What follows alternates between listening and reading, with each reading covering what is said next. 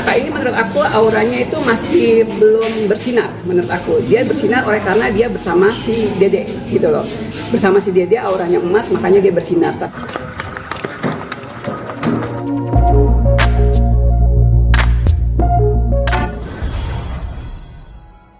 Ini penerangan secara spiritual pribadi ya, secara pribadi seorang sang cenayang untuk memberitahu bahwa memang dari awal sebelum ada pernikahan Dede dan kakak ini, saya melihat secara spiritual itu memang ada kondisi yang secara aura itu tidak cocok gitu loh. Ketidakcocokannya terlihat banget dari banyaknya hal-hal yang terjadi di dalam rumah tangga mereka yang tidak kelihatan sama publik. Dan menurut saya apa yang terjadi pada saat ini adalah bom waktu yang sudah ditahan oleh si Dede ya atas semua sikapnya si kakak, dan akhirnya bom waktu itu akhirnya meledak. Kondisi seperti itu yang saya lihat seperti secara spiritual dan secara aura. Memang auranya si Dede ini aura emas, tapi menurut saya aura si kakak bertabrakan dengan aura si Dede, karena kondisinya secara aura aku melihatnya banyak ketidakcocokan yang ternyata aku lihat nih kapan nih bom waktu ini akan meledak. Menurut aku secara spiritual ya, aku tungguin karena aku udah melihat ini dari 2021. Ada juga pembahasan aku di TikTok itu 2021 tentang sebelum menikahnya si kakak sama si Dede ini, ada yang aku bahas tentang si kakak di 2021, dan ternyata bom waktu itu terjadi di 2022 ini gitu, kondisi yang lagi heboh ini gitu. Oke, tadi kan aura Dede aura emas ya. Lalu aura si kakak ini apa sih sehingga dia berbenturan dan tidak cocok? Karena aura si kakak ini menurut aku auranya itu masih belum bersinar. Menurut aku dia bersinar karena dia bersama si Dede gitu loh. Bersama si Dede auranya emas, makanya dia bersinar. Tapi kalau misalnya aku lihat si kakak ini lebih ke ada tembok besar yang menghalangi antara dia dan Dede. Walaupun memang sudah ada status pernikahan, tapi menurut aku secara spiritual dan ramalan ini tidak akan lama gitu loh, dan ini tidak akan cocok menurut penglihatan sang cenayang. Aku pribadi seperti itu. Oke, tapi kalau sesuai cenayangannya atau ramalannya itu si kakak ini sendiri bukan tipenya Dede kan? Atau Dede bukan tipenya kakak? Sebenarnya sih Dede itu menurut aku bukan tipenya kakak. Menurut spiritual aku, mungkin Dede nggak mungkin ngomong seperti itu ya, karena sudah terjadi pernikahan, kondisinya seperti itu. Tapi secara pribadi aku meyakinkan secara spiritual sepertinya Dede ini bukan tipe si kakak ini, si Dede ini bukan tipe si kakak, kondisinya seperti itu. Tapi kalau misalnya si Dede suka sama kakak itu sepertinya iya, kondisinya seperti itu. Memang sepertinya ada rasa suka di situ. Cuman kalau misalnya si kakak ini merasa Dede ini tipikalnya dia, kayaknya enggak. Menurut aku secara spiritual aku lihat tidak, dari pertama kali aku melihat mereka pacaran dan heboh-hebohnya mereka pacaran, aku lihat tidak ada ketertarikan dari insting aku, dari lihat dari matanya si kakak ke Dede, nggak ada menyatunya seperti itu. Oke, tapi tadi kan disebut ada tembok ya di si kakak itu sendiri. Temboknya ini sendiri dalam konteks apakah ada orang lain yang maksudnya dalam kehidupan si kakak? Menurut penglihatan aku ada orang lain. Aku juga melihat ada beberapa paranormal atau spiritual, termasuk almarhum Bayu juga mengatakan hal tersebut gitu loh. Dan aku juga memprediksi itu, cuman belum sempat terblow up sama media pada saat itu, kondisinya seperti itu. Tapi aku melihat si tembok yang aku maksud di sini adalah ya ini bom waktu yang sedang meledak ini, dan menurut aku bukan hanya ini akan ketahuan, tapi akan ada lagi beberapa yang akan ketahuan dan akan muncul ke permukaan seperti itu menurut penglihatan aku. Artinya kalau misalkan ini dipaksakan segala macam gitu, akan ada masalah yang lebih besar di kemudian hari atau?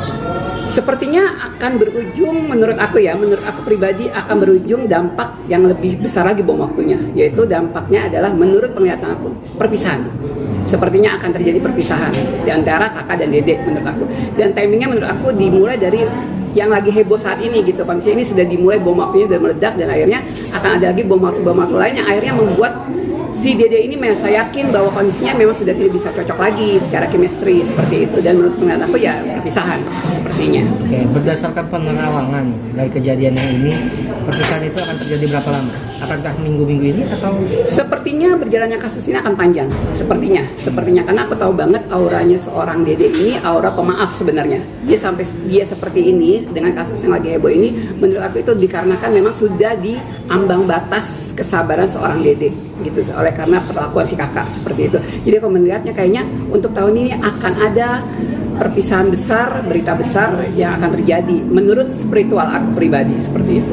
Jadi dia sebenarnya gampang luluh sebenarnya dari itu. Ya, karena memang sepertinya aku lihat nih banyak banget kata maaf yang terjadi nih dari si Dede ke kakak nih, apa perlakuannya kakak itu banyak banget yang dimaafin sama si Dede. Aku lihatnya seperti itu. Tapi di depan publik sepertinya dia menahan hal itu. Jadi matanya si Dede tuh di beberapa acara aku lihatnya bener-bener kayak menahan beban yang begitu luar biasa. Yang akhirnya ternyata aku tunggu nih bom waktunya kapan nih. Ini akan terbukti bom waktunya kapan nih. Ternyata dia sendiri yang bukan dari orang lain atau informan dari orang lain, tapi pribadi Dede sendiri yang membuktikan bahwa memang bom waktu itu akan meledak dan akhirnya terjadi seperti itu.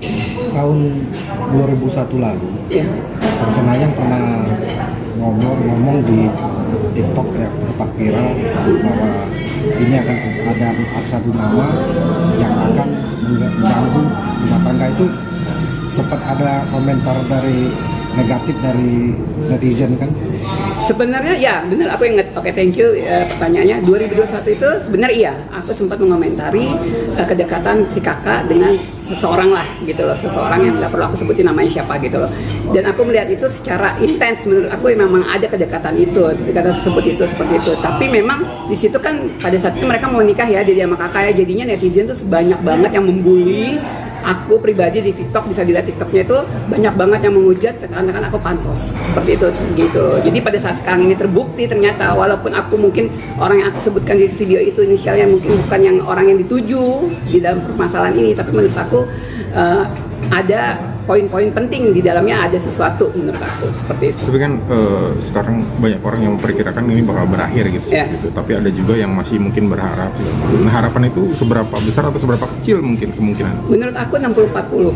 60 ada perpisahan, 40 adalah damai. Oleh karena mungkin mikirnya bahwa ada anak kecil di situ gitu kondisinya. Tapi aku melihat di sini 60 sepertinya sudah menjadi tingkatan lebih tinggi, karena seperti aku bilang tadi, perpisahan itu terjadi karena si Dede ini tipe kalau orang yang pemaaf menurut secara spiritual aku. Jadi pada saat aku lihat orang pemaaf kalau udah terlalu tersakiti biasanya akan meledaknya luar biasa gitu loh. Dia tidak akan main-main lagi dengan keadaan seperti itu. Tahu sendiri kan ya Dede seperti apa gitu. Teman-teman wartawan kan bisa tahu itu gitu.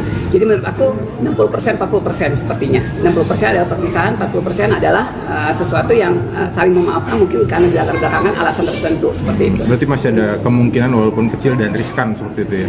Sepertinya kemungkinan sangat kecil menurut pribadi Sam Cenayang gitu. Sebenarnya sangat kecil gitu loh kondisinya untuk berbaikan lagi. Karena menurut aku orang sabar seperti Dede, udah terlihat kan teman-teman bisa melihat sendiri bahwa bisa sampai sebegitunya menggunakan pengacara juga sampai serius itu, sampai kepolisian juga membuat jumpa pers tentang KDRT tersebut. Jadi menurut aku ya aku yakin sih itu sudah sangat titiknya di mana Dede akan berpisah sama kakak seperti itu.